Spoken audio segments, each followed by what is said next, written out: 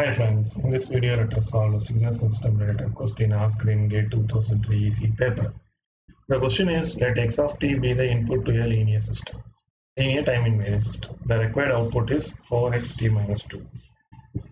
What is the transfer function of the system?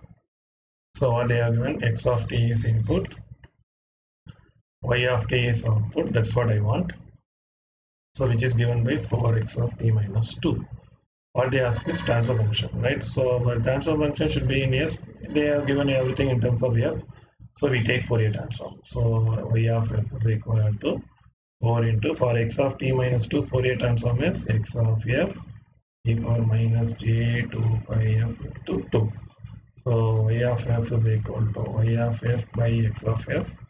Actually, this should be a magnitude response, but here they consider it as a transfer function. So it is h of f y by x. Fourier transform output divided by Fourier transform of input is given by 4 into e power minus j 4 pi.